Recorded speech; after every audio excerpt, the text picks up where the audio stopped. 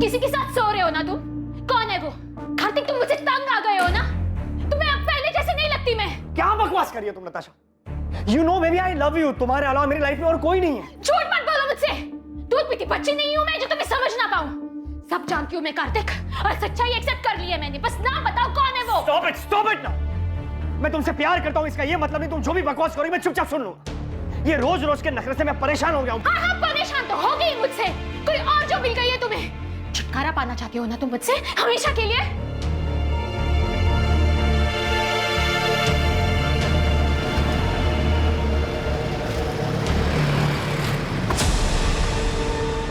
अरे कार्तिक सुन।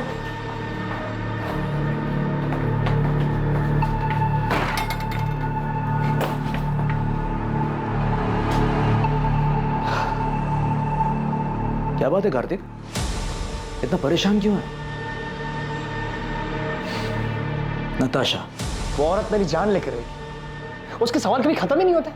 कहाँ गए थे, किसके साथ थे, इतनी देर क्यों हुई, और आज तो किसके साथ सो रहे हो? 1 मिनट का सुकून नहीं है घर पर। इसे आराम से समझाने की कोशिश कर, शायद मान जाएगी। अरे वो कुछ सुनने को तैयार हो तब जाके समझाओ ना यार। तंग आ गया हूं उससे। मैंने डिसाइड कर लिया, इस बात का सॉल्यूशन निकालना ही होगा। बीमारी का इलाज जड़ से हो तो ही अच्छा है।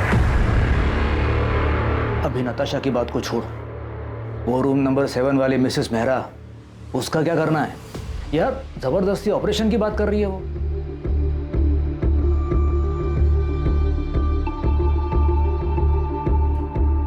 क्या हुआ? आप बहुत डिस्टर्ब लग रहे हैं। इसमें कौन सी नई बात है? फिर से झगड़ा हुआ क्या? हाँ, मेरी जिंदगी में एक ही तो परेशानी है। उसे हम पर शक है क्या? कार्तिक की बात अगर सच निकली तो क्या सच में उसका अफेयर नहीं हुआ था? मैं अपने पति को अच्छी तरह से जानती हूँ।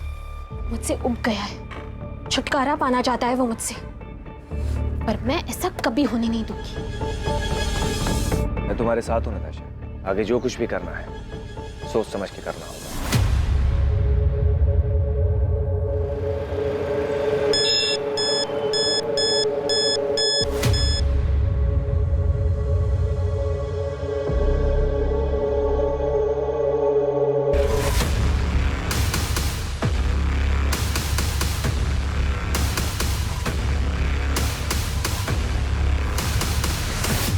ये रहा तुम्हारी चीटिंग का सबूत। अब क्या कहना है तुम्हें? ये तुम्हें कहां से मिला? झूठ है ये। अब तो झूठ बोलना बंद करो कार्तिक। यकीन करो मेरा नताशा, ये नकली तस्वीरें हैं, मॉर्फ की हुई तस्वीरें। किसी ने तुम्हें बहकाने के लिए भेजी है, ट्रस्ट मी। तुम मुझे बेवकूफ बना रहे थे कार्तिक। अब तुम देखना मैं तुम्हें कैसे बर्बाद करती हूँ। अब धमकी दे रही हो तुम मुझे?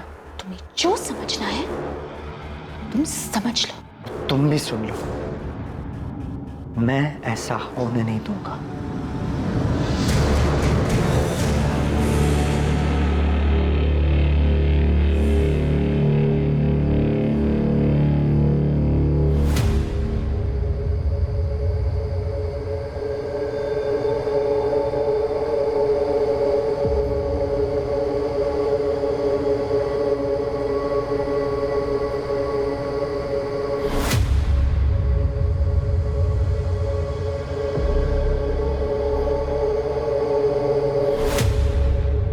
काम हो गया? हाँ हो गया। किसी को पता तो नहीं चलेगा ना? नहीं, किसी को शक भी नहीं हुआ।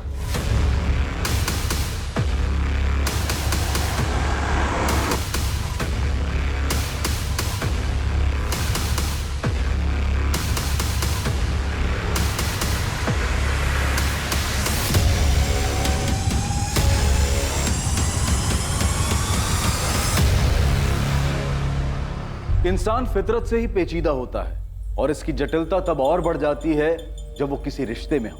भरोसे का टूट जाना और आपसी समझदारी की कमी, किसी भी रिश्ते के बिगड़ने के पीछे अक्सर ये वजहें अहम होती हैं। और जब ऐसा होता है तब रिश्तों में आक्रोश पनपता है और पता ही नहीं चलता कब दिलों में खींच पैदा हो जाती है।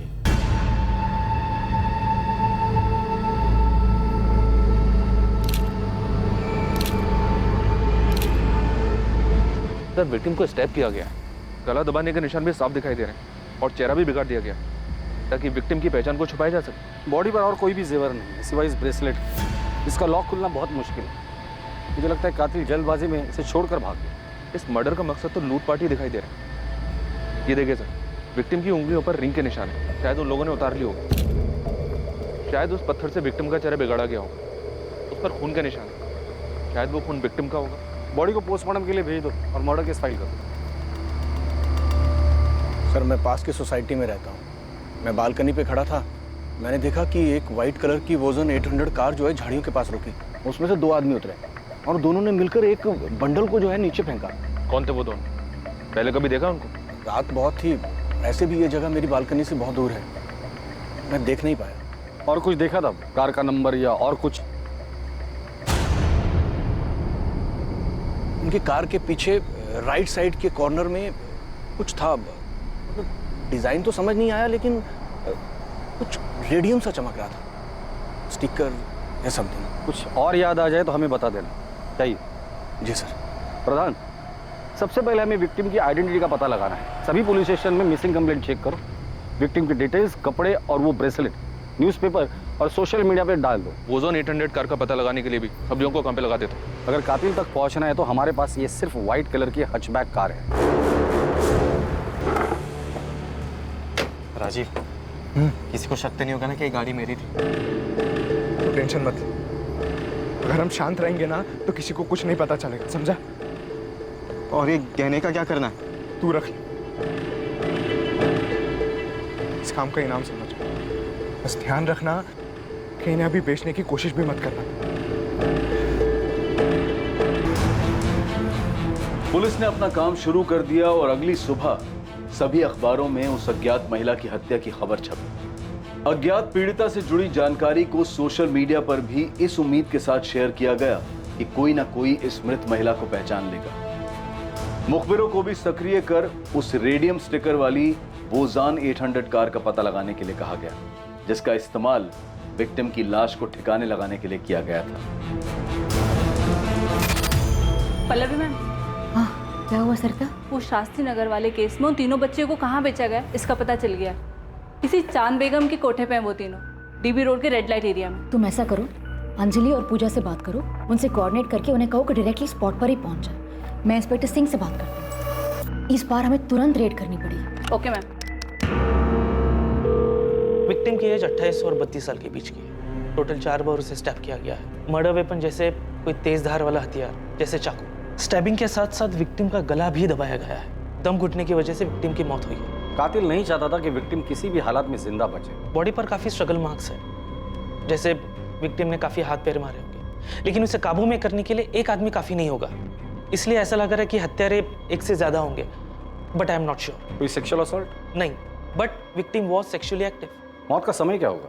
कल रात 10 और 12 के बीच। अज्ञात महिला की हत्या की खबर जंगल में लगी आग की तरह गुरुग्राम में फैल गई। पुलिस उम्मीद में थी कि उन्हें पीड़िता के बारे में कोई ना कोई जानकारी जरूर मिलेगी जो पीड़िता को एक नाम देने में मददगार साबित होगी। और जल्द ही उनका इंतजार खत्म हुआ और ऐसी एक खबर ने उनके दरवाजे पर दस्तक दी। सर, मुझे पक्का यकीन है कि ये मेरी पड़ोसी नताशा है, नताशा गिल। मैंने कई बार उसे इन कपड़ों में देखा है। कपड़ों के साथ साथ ये जो गोल्डन ब्रेसलेट आप देख रहे हैं, ऐसा सेम ब्रेसलेट नताशा के पास था। आप श्योर हैं कि ये नताशा का ही है? हाँ सर, मैं पूरी तरीके से श्योर हूँ, क्योंकि उसी का ब्रेसलेट देखकर मैंने खुद के लिए सेम ब्रेसलेट बनवाया था। ये देखिए। Wow Natasha, such a beautiful bracelet. Thank you. मैंने ना स्पेशली डिजाइन चूज करके बनवाया था। क्या मैं सेम डिजाइन का ब्रेसलेट खुद के लिए बनवा लूं? Sure, why not? आपने बताया कि नताशा आपके पड़ोस में रहती है। हाँ सर, इनफैक्ट यहाँ आने से पहले मैंने नताशा के घर जाकर चेक भी किया था।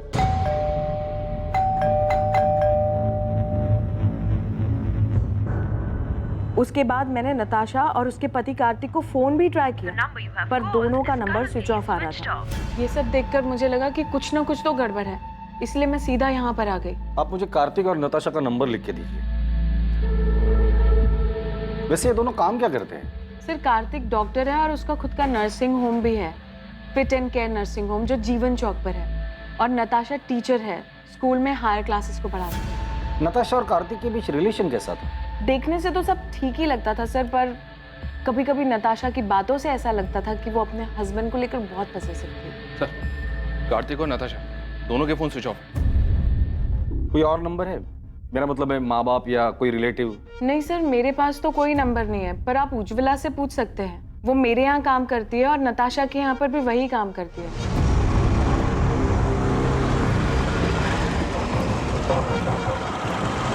हाँ साहब, मैं ही नताशा दीदी और कार्तिक साहब के घर काम करने जाती हूँ। आज सुबह भी गई थी, उनका घर बंद था, लेकिन अक्सर ऐसा होता है कि वो लोग काम के लिए जल्दी निकल जाया करते थे, इसलिए साहब मुझे कुछ भी अजीब नहीं लगा। नताशा और कार्तिक के घर वालों के बारे में कुछ जानती हो? किसी का नंबर या पता है तुम्हारे पास? पता तो नहीं मालूम, लेकिन नताशा दीदी के माँ बाप गुरुग्राम में ही कहीं रहते हैं। उनकी माँ का नंबर है मेरे पास। इन दोनों का आपस में रिश्ता कैसे था? पहले तो बहुत अच्छा रिश्ता था, लेकिन पिछले 3 महीने से उन दोनों के बीच में काफी झगड़े हो रहे थे। 10 अगस्त को उनके यहाँ काम करने गई थी? जी। क्या तब लड़ाई झगड़ा कुछ हुआ था? हाँ साहब, उस दिन भी उन दोनों के बीच में काफी झगड़ा हुआ था। ये तुम्हें कहाँ से मिले? झूठ है ये। अब तो झूठ बोलना बंद करो कार्तिक।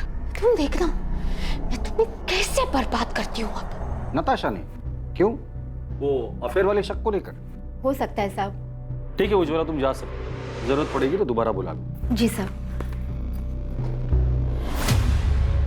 साहब, वो जो लाश है सच में नताशा दीदी की है?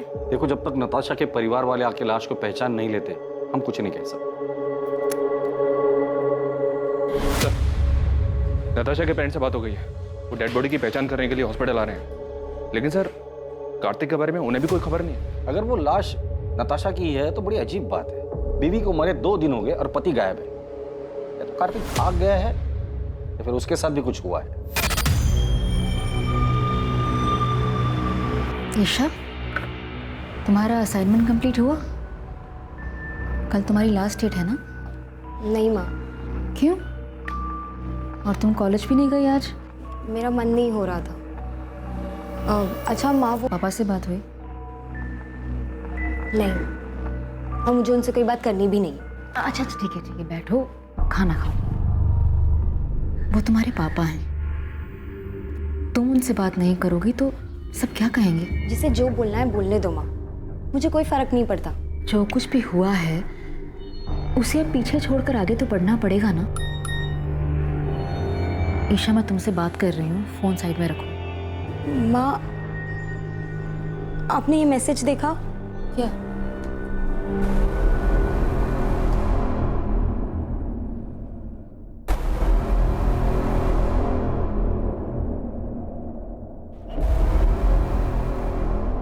ये आपकी बेटी नताशा के? नताशा के बाई एड़ी में एक काला निशान है, बचपन से।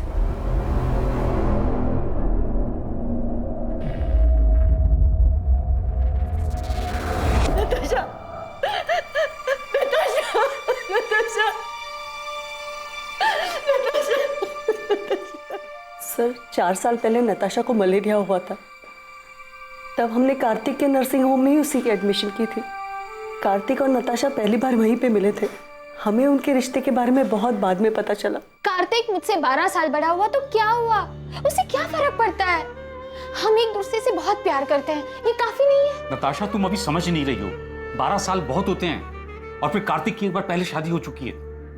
तुम्हें उससे बेहतर लड़का मिल जाएगा। मुझे बेहतर लड़का नहीं चाहिए पापा, मुझे बस कार्तिक चाहिए। मैं कार्तिक से प्यार करती हूँ। नताशा, तुम हर वक्त अपनी मनमानी नहीं कर सकती। आखिर समाज में भी हमारी कुछ इज्जत है। पापा प्लीज एक बार सोच कर तो देखो, कार्तिक में क्या कमी है? कार्तिक अच्छा लड़का है, अच्छा कमाता है, डॉक्टर है, और सबसे बड़ी बात, वो मुझसे बहुत प्यार करता है। Can I interrupt sir? Sir, मैं आपसे वादा करता हूँ मैं नताशा का ख्याल रखूँ। आपको कोई शिकायत का मौका नहीं दूंगा। तुम्हारा पहले डाइवोर्स क्यों हुआ था? पापा, अब पुरानी बातें उठाने से क्या फायदा? कार्तिक आगे बढ़ चुका है अब मेरे साथ, और हम एक दूसरे के साथ बहुत खुश हैं। नताशा को हम दुखी नहीं देख सकते थे, इसलिए हमें उसकी जिद के आगे झुकना पड़ा। क्या आप लोगों को पता है कि कार्तिक की जिंदगी में नताशा के अलावा भी एक दूसरी औरत थी? क्या? सर, ये क्या कह रहे हैं आप? जी हाँ, और पिछले कई महीनों से इसी बात को लेकर कार्तिक और नताशा के बीच झगड़ा हो रहा है। सर, मेरी नताशा से हर दूसरे दिन बात हुआ करती थी। नताशा और कार्तिक दोनों के रिकॉर्ड्स कल सुबह तक आ जाएंगे। प्रधान, जल्द से जल्द हमें कार्तिक तक पहुंचना होगा।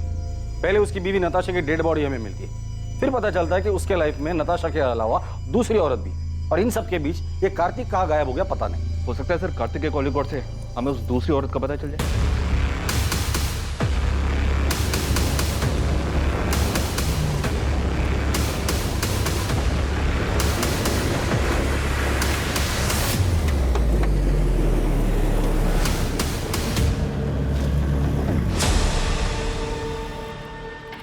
क्या भाई, कब से देख रहा हूँ पीछा कर रहा है मेरा। कौन है तू?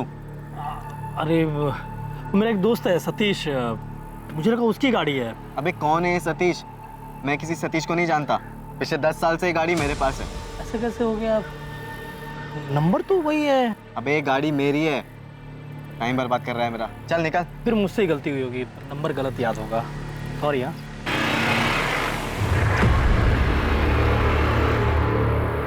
हाँ विक्रांत बोल। राजीव, वो एक आदमी मेरा पीछा कर रहा था गाड़ी से। पीछा कर रहा था? तो तूने क्या किया? मैंने उससे जब पूछा तो बोल रहा था कि किसी सतीश की गाड़ी है ये। तूने उसकी शक्ल देखी ना? वो दिखने में कैसा था? मतलब पुलिस वाला लग रहा था क्या तुझे? नहीं, पुलिस वाला तो नहीं लग रहा था वो। तू फालतू में टेंशन ले रहा। अबे हमने पीछे कोई सबूत छोड़ा ही नहीं है, कोई तुझ तक नहीं पहुंच पाएगा विक्रांत। ठीक है राजीव।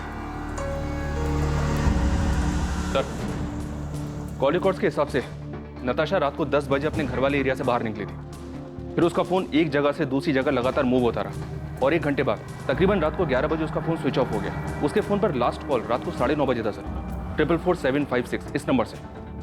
मतलब कॉल आने के आधे घंटे बाद वो घर से निकली, जरूर कॉलर से मिलने गई। किसका नंबर है ये नंबर भी स्विच ऑफ है सर, इसकी भी डिटेल्स निकलवा रहा हूँ। कार्तिक का कुछ पता चला? उसके कॉल रिकॉर्ड्स क्या कहते हैं? सर 10 अगस्त की रात को कार्तिक का फोन रात को 11:50 पर स्विच ऑफ हुआ था। उसका last location new Delhi airport है। मतलब मर्डर करके सीधा भागने का प्लान था। सर कार्तिक के कॉल रिकॉर्ड में 2 नंबर्स और मिले हैं, एक है मोना सहगल का और दूसरा है डॉक्टर अभय सचदेवा का। कार्तिक ने फोन स्विच ऑफ करने से जस्ट पहले इस डॉक्टर अभय सचदेवा को कॉल किया था। ये अभय उसी के नर्सिंग होम में उसके साथ काम करता है। और ये मोना? ये भी कार्तिक के नर्सिंग होम में नर्स है सर। कार्तिक और मोना के बीच पिछले 3 महीनों से काफी बातें हो रही थी। कार्तिक का जिसके साथ अफेयर चल रहा है वो दूसरी औरत मोना ही है। पता नहीं इस मोना को पुलिस स्टेशन बुलाओ और तुम फिट एंड के नर्सिंग होम में जाकर डॉक्टर अभय से मिलो और कार्तिक के बारे में पता करो। नताशा का मर्डर हो गया? कब? कैसे? और कार्तिक, क्या उसे पता है? ये तो आप बेहतर बता सकते हैं। आप क्या कह रहे हैं सर? 10 अगस्त की रात को 10 से 12 के बीच नताशा का मर्डर होता है और उसी दौरान कार्तिक आपको कॉल करता है। काम हो गया? हाँ हो गया। उसकी लास्ट लोकेशन एयरपोर्ट है और उसके बाद से उसका फोन स्विच ऑफ है। कहाँ छुपा हुआ है कार्तिक? सर कार्तिक सर मुंबई गए हैं मेडिकल कॉन्फ्रेंस के लिए। 10 तारीख की रात की उनकी फ्लाइट थी। मेडिकल कॉन्फ्रेंस के लिए गया तो फोन क्यों स्विच ऑफ? सर मुझे नहीं पता, बल्कि मैंने और अभय सर ने तो कई बार उनका नंबर ट्राई किया है। अच्छा, तुम्हारे और कार्तिक के बीच रिलेशन क्या है? वही सर जो एक डॉक्टर और नर्स के बीच में होता है। ये तुम दोनों के कॉल रिकॉर्ड। नर्सिंग होम में दिन भर काम करने के बाद हर रात इतनी देर किस बात पर डिस्कशन करते हो तुम दोनों? नताशा को मारने का प्लान तुम दोनों ने मिलकर बनाया था? नहीं सर, ऐसी कोई बात नहीं है। ऐसे कैसे कोई बात नहीं है डॉक्टर अभय? कार्तिक ने उस रात को लास्ट कॉल आपको ही किया था। जी वो नर्सिंग होम की सप्लाईज के बारे में बात करनी थी। क्या बात करनी थी? कंसाइनमेंट डिले हो गया था ना, उस बारे में। किस चीज का कंसाइनमेंट? कहाँ से आने वाला था और कब आने वाला था? जी वो डॉक्टर अभय, आप झूठ बोल रहे हैं। अभी आप हमें सीधी तरह से बताइए कि कार्तिक ने नताशा के मर्डर के बारे में आपको क्या बोला? आप गलत समझ रहे हैं सर, मैं आपको सब सच सच बताता हूँ।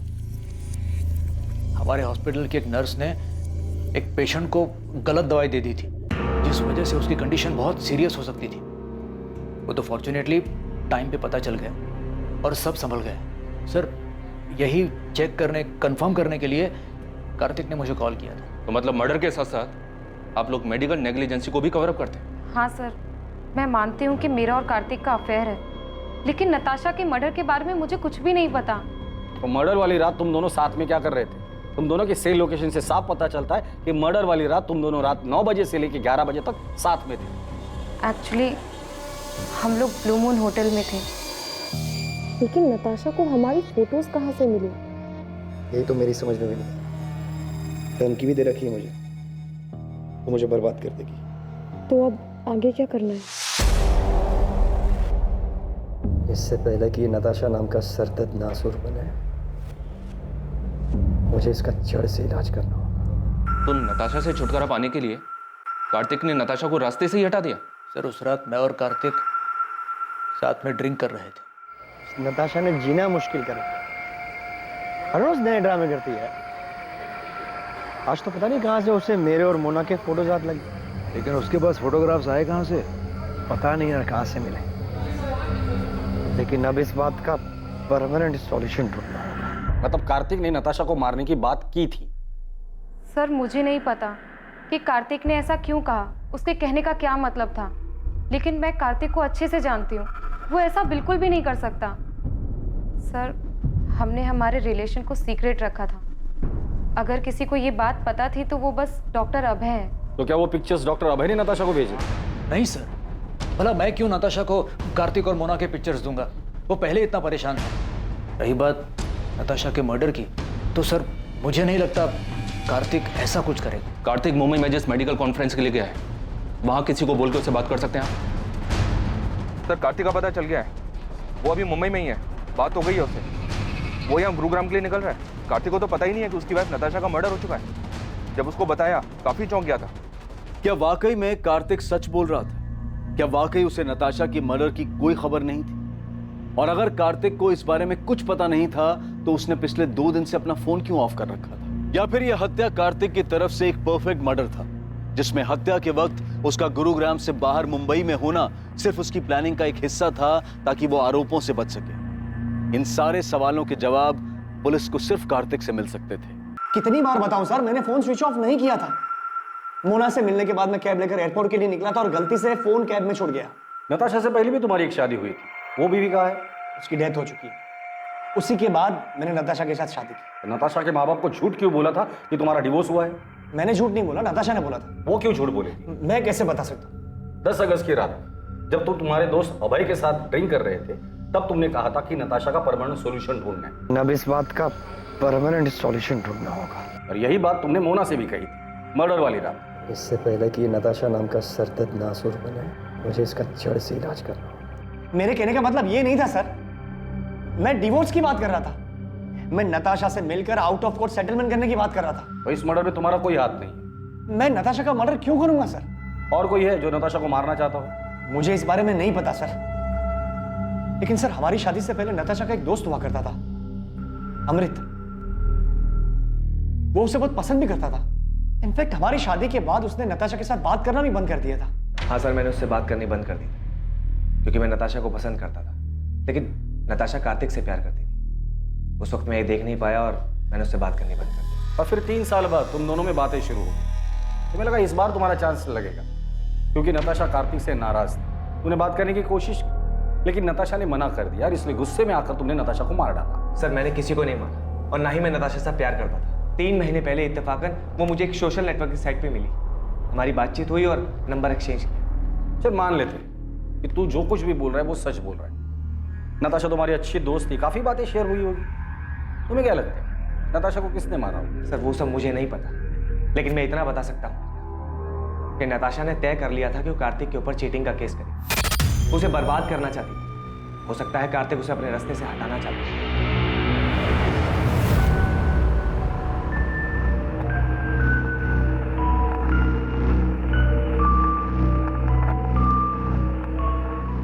ये कार्तिक तो हमारे साथ गेम खेल रहा है। मतलब? इसने हमसे कहा था कि इसकी एक्स वाइफ की डेथ हो चुकी है। तो क्या वो जिंदा है? वो जिंदा ही नहीं है सर, वो नताशा के क्रिमेशन में भी आई थी।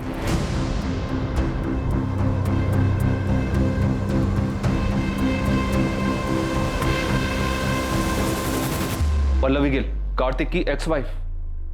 कार्तिक ने हमसे ये क्यों कहा कि उसकी एक्स वाइफ की डेथ हो चुकी है? मुझे नहीं पता। हमारे रिश्ते के बारे में सभी लोग जानते हैं, कुछ छुपा नहीं है इसमें। नताशा भी हमारे रिश्ते के बारे में जानती थी। अब लोगों को डिवोर्स क्यों हुआ? डिवोर्स नहीं हुआ है हमारा। मतलब आप दोनों का डिवोर्स नहीं हुआ था और उसके बावजूद कार्तिक ने नताशा से शादी कर ली थी? मैं जानता हूं तुम्हें हर्ट कर रहा हूं, लेकिन अब और धोखे में रखना नहीं चाहता। कार्तिक हम तो एक साथ खुश थे ना, फिर ये अचानक से क्या हो गया? पल्लवी, मैं नताशा को शादी करने का वादा कर चुका। कार्तिक अपना मन बना चुका था। वो नताशा से प्यार करता था और मेरे पास उसे रोकने की कोई वजह बची नहीं थी। आप दोनों की शादी कब हुई? 2007 में लव मैरिज थी। दोनों का कोई बच्चा? अच्छा माँ वो पापा से बात हुई? वैसे नताशा की वजह से आप दोनों की शादी टूटी थी, तो नताशा के लिए आपके दिल में रंजिश तो रही होगी। नताशा के लिए रंजिश रखकर मैं क्या करती? मैंने जो किया था उसका किया तो भुगतना ही था। मतलब मैं कार्तिक की पहली बीवी नहीं हूँ ना, मैं उसकी दूसरी बीवी हूँ। क्या? तो उसकी पहली बीवी कौन है और कहाँ है? गीता नाम है उसका, रोहतक से है वो। जब कार्तिक मुझसे मिला था वो शादीशुदा था, हमारे बीच में प्यार हुआ, मैं उनके बीच में आ गई थी, तो उसने गीता को डिवोर्स दे दिया। मतलब आप कह रही है कि कार्तिक की 3 शादियां हो गई है और उसके बावजूद अभी उसका किसी और के साथ अफेयर चल रहा है? कार्तिक हमेशा ऐसे ही खुदगर्ज था। जगदीश अग्रवाल। हाँ सर मैं ही हूँ, लेकिन आप क्यों पूछ रहे हैं? 444756 ये तेरा नंबर है ना? हाँ सर, मैंने फ्री इंटरनेट के लिए लिया था। उसके फोन पर लास्ट कॉल रात को 9:30 बजे था सर। 444756 इस नंबर से। ये नंबर भी स्विच ऑफ है सर, इसकी भी डिटेल्स निकल पा रहा हूँ। अभी सच बोल, नताशा गिल को क्यों मारा? नताशा? सर ये कौन है और मैं किसी को क्यों मारूंगा? तू ADI कॉलेज में पढ़ता है ना? नहीं सर, मैं तो SRV कॉलेज में पढ़ता हूँ। सर मुझे नहीं पता आप किस मर्डर की बात कर रहे हो। मैं किसी नताशा को नहीं जानता, और इंटरनेट यूज़ करने के बाद मैंने वो सिम कार्ड फेंक दिया था सर। और तेरी इस लापरवाही की वजह से किसी ने उस सिम कार्ड का इस्तेमाल करके बहुत सफाई के साथ मर्डर कर दी। सच सच बता, नताशा के मर्डर में कहीं तेरा हाथ तो नहीं? दिमाग खराब हो गया तेरा? क्या बोलना क्या चाहता तू? पुलिस को तुझ पे शक। उस रात तूने कहा था कि तू नताशा से काफी परेशान था, उससे पीछा छुड़ाने के लिए कुछ करने की सोच रहा था। अभय, मैं मुंबई से लौटने के बाद नताशा के साथ डिवोर्स देने की सोच रहा था। ये बात तू मुझे उस रात भी कह सकता था। मुझे भरोसा नहीं मुझ पर। मैं तुझ पे भरोसा करना चाहता हूँ, एंड आई ट्रूली होप कि तू सच बोल रहा है।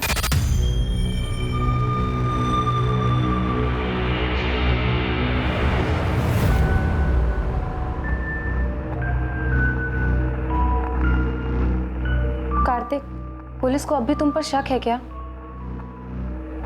उनका शक इतनी जल्दी खत्म नहीं होगा। तो अब आगे क्या करना है? You don't worry, मैंने कुछ सोच कर रखा है।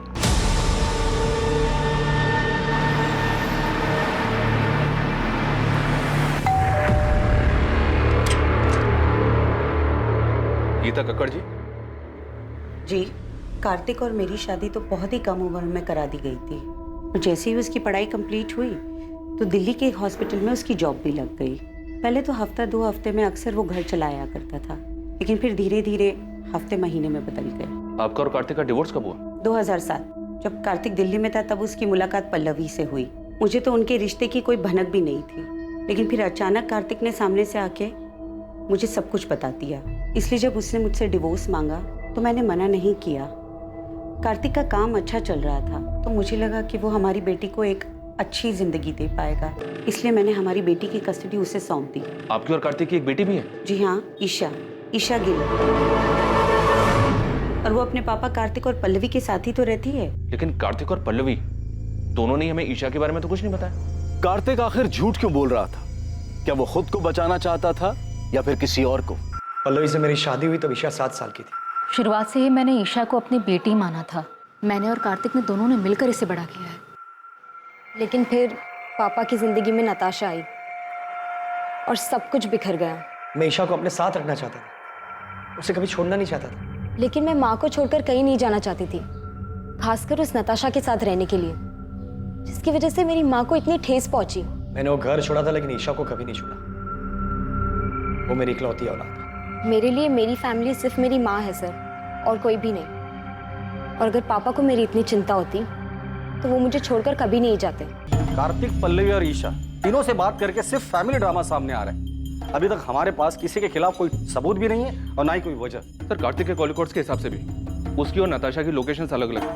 मैंने पल्लवी और ईशा के कॉल रिकॉर्ड्स भी स्टडी की। इंसिडेंट के वक्त ये दोनों घर पर ही थे। इनके अलावा डॉक्टर अभय, नताशा का फ्रेंड अमृत और नर्स मोना, इनके खिलाफ भी कुछ नहीं मिला। तो प्रधान, नताशा को मारा किसने? किसने की होगी इतनी जबरदस्त प्लानिंग जो हमारे हाथ ही नहीं लग रहा है? साहब अंदर आऊं क्या? आजा बहादुर, कुछ अच्छी खबर है तो बता। साहब, हमने गुरुग्राम में आपकी सफेद कार को पूरी तरह छान मारा, लेकिन किसी भी कार पे वो स्टिकर नहीं दिखा सर। यहाँ तक कि NCR इलाके में भी ढूंढा, लेकिन वो स्टिकर वाली कार नहीं दिखी सर। और नताशा के गहनों के बारे में कुछ पता चला? अभी मार्केट में आए नहीं है। और सर वो सुपारी वाले एंगल से भी कुछ मिला नहीं।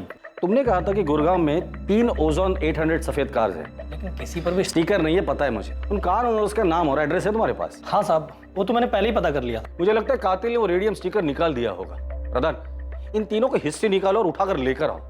मुझे लगता है इन तीनों में से कोई एक तो हमारे काम का आदमी है।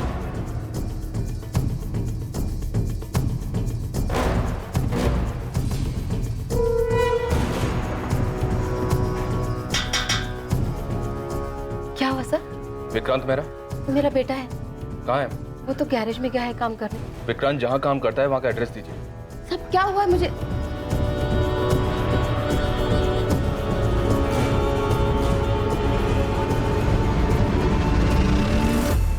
विक्रांत गैरेज में नहीं है, और कहाँ जा सकता है? मुझे नहीं पता साहब। सर ये देखिए सर, ये विक्रांत के कमरे से मिला है, जूतों के डब्बों में छुपा कर रखा गया था। और सर विक्टिम के पति ने जो हमें फोटोज दी थी उससे ये मैच करता है सर। ये इतने महंगे गहने, ये किसके है साहब? उस औरत के जिसका खून आपके बेटे ने किया। खून?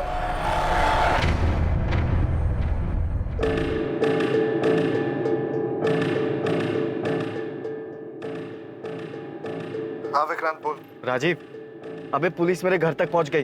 तूने तो कहा था कि कुछ भी नहीं होगा। क्या बोल रहा है विक्रांत तू? अबे सच बोल रहा हूँ, बाल बाल बच गया मैं। तू अभी कहाँ पर है? एमडी नगर के वो पीछे वाली रोड पे गाड़ी में बैठा हूँ। राजीव, मुझे लगता है कि हमें पुलिस को सब सच सच बता ही देना चाहिए। तू 2-4 दिन के लिए गुरुग्राम से बाहर चले जा, है ना? तब तक मैं कोई प्लान बना लूंगा। मैं तुझे 2 दिन का वक्त दे रहा हूँ। अगर तूने मुझे इस झमेले से नहीं निकाला ना, तो मैं खुद ही पुलिस को जाकर सब सच सच बता दूंगा। सर, विक्रांत के फोन की लोकेशन डेड बॉडी मिलने वाली जगह से मैच हो रही है। टाइम भी उसी दौरान का है। विक्रांत के कॉल रिकॉर्ड से कुछ मिला?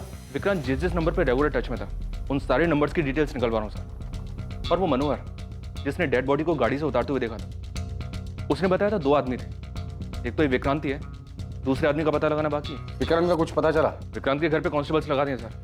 विक्रांत और उसकी माँ का फोन ट्रैक कर रहे हैं। साहब, वो विक्रांत का पता चल गया साहब।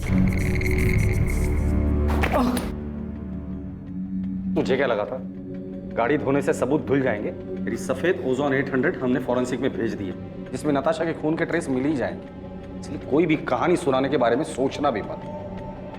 सीधे सीधे बता दे नताशा को क्यों मारा। सर मैंने उसको नहीं मारा, मैं तो उसका नाम तक नहीं जानता था। सर वो मेरा बचपन का दोस्त राजीव 9 तारीख को मुझसे मेरी गाड़ी लेकर गया था, और फिर 10 तारीख की रात को उसने मुझे कॉल किया किसी पीसीओ से और मोहल्ले के बाहर बुलाया मिलने के लिए। सर मैं फंस गया था, इसलिए मुझे उसके साथ जाना पड़ा क्योंकि मेरी गाड़ी उसके साथ थी। मैं उस औरत को नहीं जानता था सर, सच बता रहा हूँ। क्या हो गया राजीव? तेरा फोन क्या, तूने मुझे लैंडलाइन से क्यों कॉल किया था? तू अंदर आ, मैं सब बताता हूँ।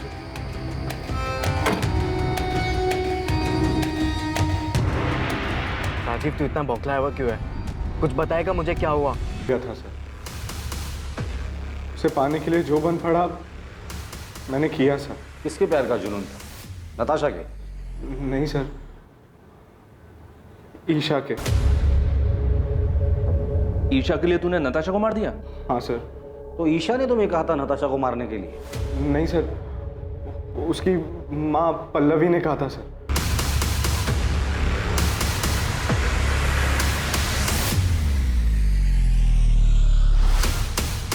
पल्लवी मुझे बिल्कुल पसंद नहीं करती थी, क्योंकि मैं उसकी बेटी के स्टेटस के बराबर नहीं था। मैं और राजीव पिछले 6 महीने से डेट कर रहे थे, पर माँ हमारे रिश्ते से खुश नहीं थी। तकरीबन 1-1.5 महीने पहले मैंने राजीव को घर बुलाया था लंच पर, ताकि माँ उसे और जान सके। जब मैंने राजीव को घर पे देखा तो मुझे लगा कि इस मर्डर को अंजाम देने में मैं उसका इस्तेमाल कर सकती हूँ, इसलिए मैंने उसके सामने एक शर्त रखी। तुम अगर ईशा के साथ रहना चाहते हो, मेरा एक काम करना पड़ेगा। मैं आपकी बेटी से प्यार करता हूँ, और ईशा के साथ के लिए मैं कुछ भी करने के लिए तैयार हूँ। किसी की जान ले सकते हो? माँ, इस सब में आप राजीव को क्यों खींच रही हो? तुम्हारे साथ रहना चाहता है ना, तुम्हारा साथ नहीं दे सकता। राजीव नताशा को मारने के लिए तैयार था, पर ईशा नहीं चाहती थी कि वो किसी पछड़े में पड़े। मैं उसका इस्तेमाल नहीं कर सकती। हाँ, अगर वो तुमसे प्यार करता है तो तुम्हारे लिए इतना तो कर ही सकता है। लेकिन माँ, आप ऐसे कैसे किसी और की लाइफ डेंजर में डाल सकती हो? उसका तो इन सब से कोई लेना देना भी नहीं है। थोड़ा अकल से काम लो ईशा। कल को अगर नताशा के मर्डर की बात पुलिस तक पहुंच भी जाती है तो राजीव पर हम सारा ब्लेम डाल सकते हैं। माँ, अगर ये सब बात आप ना ही करो तो बेहतर होगा। राजीव पर प्यार का भूत सवार था। वो किसी भी तरह हमारे रिश्ते पर माँ की हामी चाहता था, इसलिए उसने मेरे लिए अपने सर पर इतना बड़ा खतरा उठा लिया। वो तो उसे करना ही था, बेवकूफ है वो। नताशा को कैसे मारा और क्यों? नताशा को मारने के लिए उसे उसके घर से बाहर निकालना जरूरी था, और मेरे कुछ भी कहने से वो घर से बाहर निकलने वाली थी नहीं। उसे कुछ मजबूत चारा देने की जरूरत थी। और फिर मैंने उसे वो चारा दी। ईशा की माँ कार्तिक और मोना के बारे में सब जानती थी, उसे सब पता था उनके अफेयर के बारे में। और यही बात मैंने एक अज्ञात कॉलर बनकर नताशा के कान में भरी। मैं उसे एक ऐसे नंबर से कॉल और मैसेज करता था जो मेरा नहीं था, मुझे कहीं पड़ा मिला था। और आगे का प्लान ये था कि धीरे धीरे मैं नताशा का विश्वास जीत लूँगा। और इन सब के लिए मुझे कार्तिक और मोना की एक पिक्चर चाहिए थी।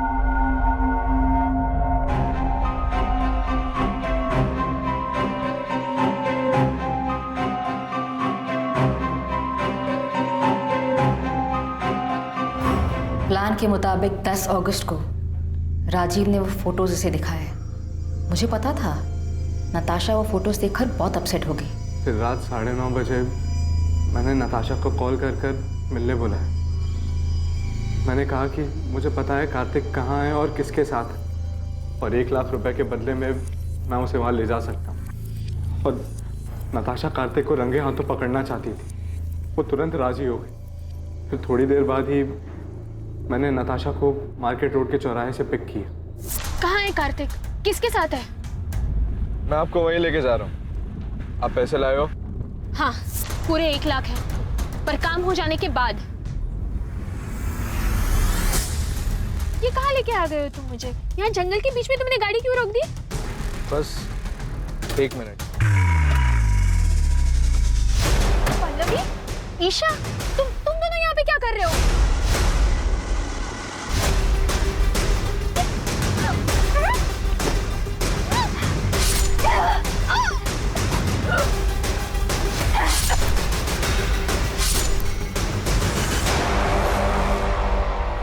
क्राइम कैसे हुआ ये तो आपने हमें बता दिया, पर एक सवाल अब भी बाकी है पल्लवी। ये तो आपने हमें बता दिया, पर एक सवाल अब भी बाकी है पल्लवी जी। क्यों? वजह क्या थी नताशा को मारने की? कार्तिक मेरा था, कानूनी तौर से भी और मन से भी। वो मेरा पति था और नताशा ने उसे मुझसे छीन लिया था, इसलिए मुझे उसको अपने रास्ते से हटाना था। लेकिन आप दोनों तो बहुत साल पहले अलग हुए थे, तो फिर क्यों? क्योंकि मैं कार्तिक को बहुत अच्छी तरह से जानती हूँ। शादी के दौरान भी उसके कई सारे अफेयर्स हुए, पर हर बार वो मेरे पास लौट कर आया था। और नताशा आने के बाद वो लौट कर नहीं आया? हाँ, पता नहीं उसने क्या जादू कर दिया था। जब पहली बार मुझे कार्तिक ने बताया नताशा के बारे में कि वो उसे शादी करना चाहता है, तो मैंने उसकी बात मानी नहीं, कि मुझे तब भी उम्मीद थी कि वो मेरे पास वापस लौट कर आएगा। पर उसने शादी की और तब मुझे बहुत बड़ा धक्का लगा। माँ इस बात को मान ही नहीं रही थी कि पापा ने शादी कर ली। उन दिनों इन्हें संभालना बहुत मुश्किल हो गया था, जैसे इन्होंने अपना संतुलन ही खो दिया हो। और इन सब के जिम्मेदार मेरे पापा थे, इसलिए मैं उनसे आज भी उतनी ही नफरत करती। धीरे धीरे सब ठीक होने लगा था, माँ की तबीयत भी संभलने लगी थी। पर कार्तिक गिल को हमारी खुशियां कहाँ मंजूर थी। कार्तिक, इतनी देर रात तुम यहाँ क्या कर रहे हो? पल्लवी, मैं तुमसे सॉरी। सॉरी पल्लवी। अंदर चलो, आराम से आराम से। क्या हालत बना रखी है तुमने? Miss you Pallavi, I miss you. क्या कह रहे हो तुम ये? सच बोल रहा हूँ। मेरी जिंदगी में तुम्हारी जगह और कोई नहीं ले सकता। इतने सालों बाद अब तुम्हें मेरी याद आई है? तुम ही तो गए थे ना मुझे छोड़कर। गलती हो गई मुझसे। मैं देखो आज वापस भी तो आया हूँ।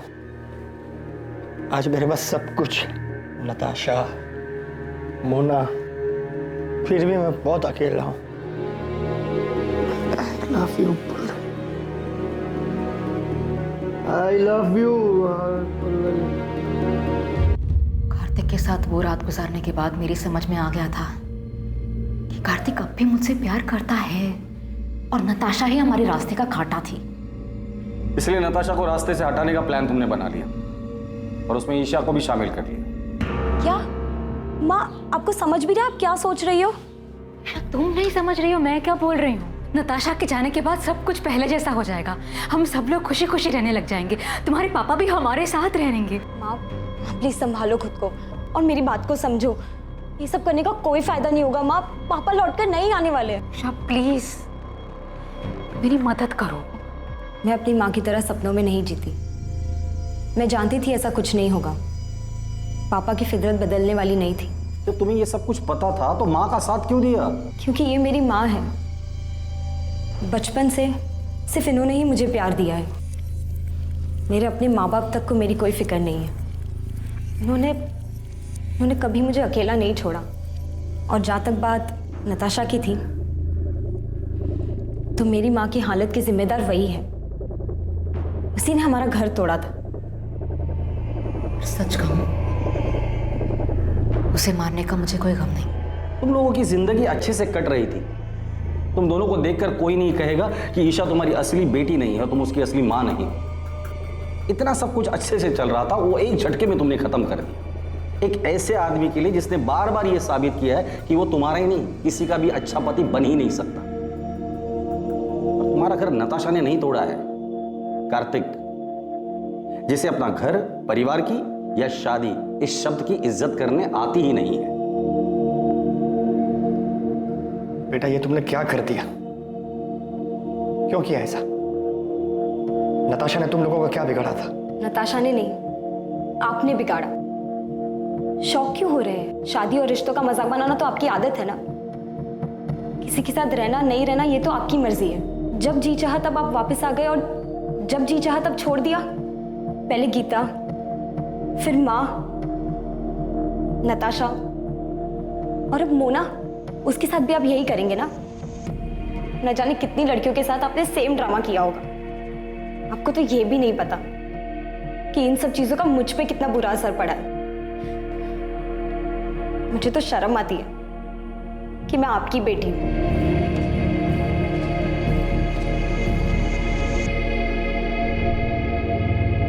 पल्लवी गिल, उसकी बेटी ईशा गिल और ईशा के बॉयफ्रेंड राजीव वालिया को नताशा की हत्या के आरोप में आईपीसी की धारा 302 और सबूत मिटाने के लिए आईपीसी की धारा 201 के तहत बुक किया गया है। राजीव का फ्रेंड विक्रांत मेहता, जो कि अपराध में इस्तेमाल हुई कार का मालिक था, उस पर आईपीसी की धारा 201 के तहत आरोप लगा है। पल्लवी हर हाल में कार्तिक को पाना चाहती थी, जिसके लिए उसने बिना कुछ सोचे समझे नताशा की हत्या कर दी।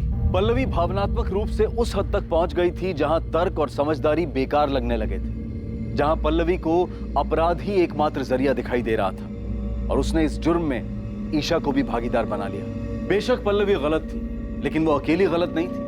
अगर ईशा चाहती तो अपनी मां को समझाकर इस जुर्म को होने से रोक सकती थी, लेकिन उसने भी अपने अंदर की कड़वाहट के कारण समझदारी, लॉजिक और कॉमन सेंस को दरकिनार कर दिया। भावनात्मक रूप से उथल पुथल होने के वक्त लिया गया हर फैसला इसमें शामिल लोगों के लिए हमेशा तबाही लाने वाला ही होता है। फिर मुलाकात होगी एक और नए केस के साथ। देखते रहें क्राइम पेट्रोल सतर्क, सोमवार से शुक्रवार रात 11 बजे।